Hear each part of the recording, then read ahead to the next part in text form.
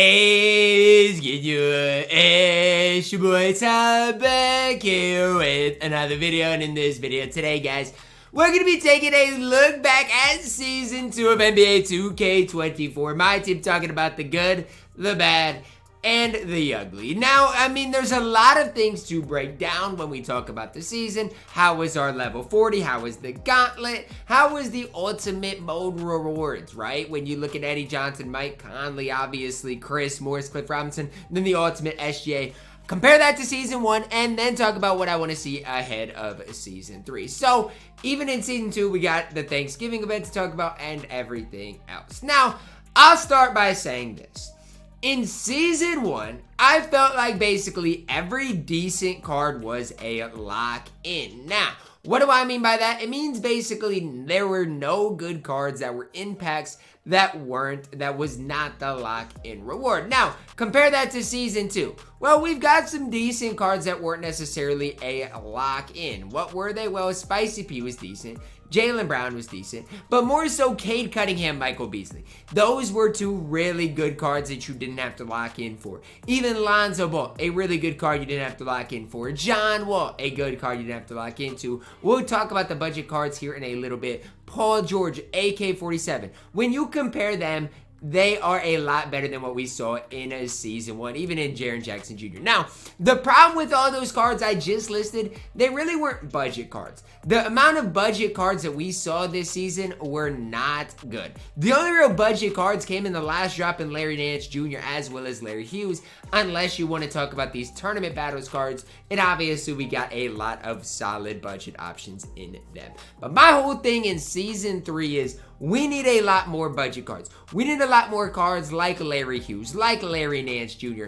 that are cheap, that can compete against those top guys. Because I'll just, for the sake of this video, take Larry Hughes into shoot around after looking at his stats to showcase what I'm talking about. When you look at Larry Hughes' stats, 6'5", point guard, good defense, solid enough three ball, he can compete. Remember, 10,000 MT for Larry Hughes. You could get the card in about a half hour, and that is what we need. Now, when you look at his hot spots, really solid. Movement-wise, I don't want to sit here and say his movement's going to be the best in the game, but it's solid and his release is good enough. So the reason I bring that up is because we need more guys to the level of Larry Hughes that are budget options in my team. Because, I mean, honestly, that was one thing that we have lacked so far this season. Mode rewards have to be better next season. When we compare this to what we saw in Season 1, mode rewards, basically the same. There were not many good mode rewards. Mike Conley, Eddie Johnson, Dan Marley, Cliff Robinson, none of those cards are good. Now, when we go back and look at Season 1, we really didn't see that many good rewards either. And that's something that needs to be improved on. Again, Brandon Roy was good in Season 1. SGA was good in Season 2. The level 40s have been good, but mode rewards have to be better because they were not good this season and haven't been in past seasons. As far as deals of the day, I mean, let's be honest with them, they were pretty mediocre. I mean, yes, MJ was there one time. We saw, Zach LaVine in there, but overall, just, I would say, was a letdown in general. Gauntlet, let's talk about it. Basically a copy and paste of what we saw in Season 1. Problem is, Clutch Time Online took a lot more time than the Triple Threat Online. Joe Johnson, I would say, is a letdown for how long and tough of a grind it was. Still, though, nonetheless, Joe Johnson, probably a top 10 shooting guard in the game, and so you kind of got to pick your arguments. My whole thing with it is, it's tough to make Joe Johnson good if you're not going to change SIGs, change animations. Now, if Joe Johnson's would have had, like, the Terrence Mann base, then obviously we'd be talking about something. And maybe that's something 2K does in Season 3's Gauntlet, is just start changing SIGs. As far as grindable content, I mean, let's be honest, we really didn't see a whole lot. Obviously the Majestic set, but that was basically for LeBron James. And in Season 2, we basically saw a lot of what we did in Season 1, with kind of the pay to win being the best type of cards. The one thing I will say is prices went down a little bit. Now, I don't know if they're in a, prices went down just because they're saving up for pink diamonds and it's going to get more expensive next season, but the prices going down are a big deal. The fact of the matter is, prices are way down of what they were from earlier this season and Season 1. Like, even if you looked at locking in LeBron James, he was way cheaper, basically 33% off when you talk about him compared to Shaquille O'Neal. And that is a big thing for the longevity of the game mode. And even the fact that Michael Beasley and Cade Cunningham were 84,000 MT instead of being 120,000 MT is a big deal for the game mode as well. For me personally, a big thing with this season was the tournament battles players. Do I think it ended up being a good thing? I mean, yes. The problem is they came out on a Friday and that was like the hyped up Friday drop and all of them were emeralds. I like the idea of them. I just wish this whole set was grindable. Wish it wouldn't even be in packs. So for example, I wish you'd have like 30 different agendas and if you grind it out, let's say the Celtics agenda, then you'd get that Derek White card and then be able to evo him throughout the in-season tournament. I just wish the whole thing would have been free because my whole thing is 2K didn't make a ton of money from these packs in general anyways, and so I wish everything would have been grindable. Still, nonetheless, I mean, this Benedict Mathurin that's a diamond, it was 14,000 MT. Derek White was 14,000 MT and he's really solid. So we did get some solid budget options within this. I just wish it wouldn't have been a Friday drop just because the hype behind it would have been so much more if these were all grindable, in my opinion. So what do I think is important that needs to be changed from Season 2? I think the big thing for me is these mode rewards have to be better. I'll put it how a lot of people say it in the community.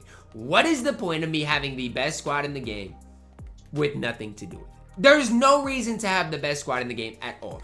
Even in Unlimited, there needs to be some sort of, I don't know, 12-0 reward, maybe plug it in the agendas. There needs to be something more behind the game modes. If you're going to give us dog water rewards, then there needs to be something more in the agendas for us to grind, because right now there's really no reason for me to playing the game. Like, I've played more triple threat offline this season than ever before, and it's just because it's like Unlimited. I would finish it, but what am I finishing it for? I do not care about these things. They're unauctionable as well. Clutch Time Online is the same type of thing. There's no real reason, there's no real incentive behind playing the game, especially if you can't get, the SGA of the world, especially if you can't get Brandon Roy. None of these mode rewards are worth it. And I think that is something 2K desperately needs to change, because the majority of people that play the game aren't going to get the ultimate SGA. They're not going to get Brandon Roy. And so it's not worth it for them to really play the game in general. Those are just a couple of things that I think.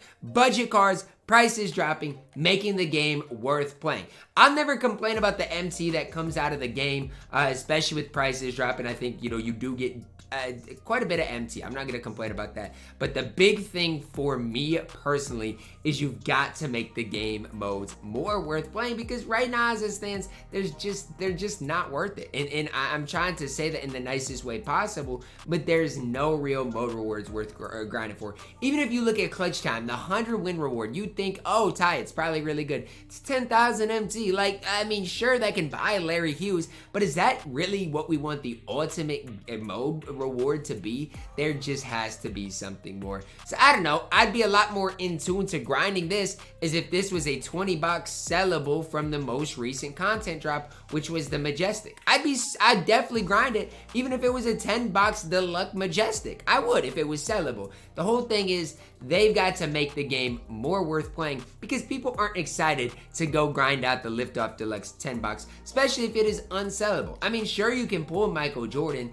but outside of that, I mean, there's nobody else really that is exciting out of this whole pack drop. So that's just something, again, that I think about when it comes down to Season 2. When I reflect on Season 2, I feel like Season 2 is always in the dead period of 2K, right? In that October range, not that many people are playing the game. I feel like, though, heading into Season 3, we need to see a lot of improvements, because that is when a lot of people get the game for Christmas. A lot of people start really playing the game more. And if we don't see some big improvements from 2K's side, it's not going to be good. We need more budget cards. Prices got to stay relatively low.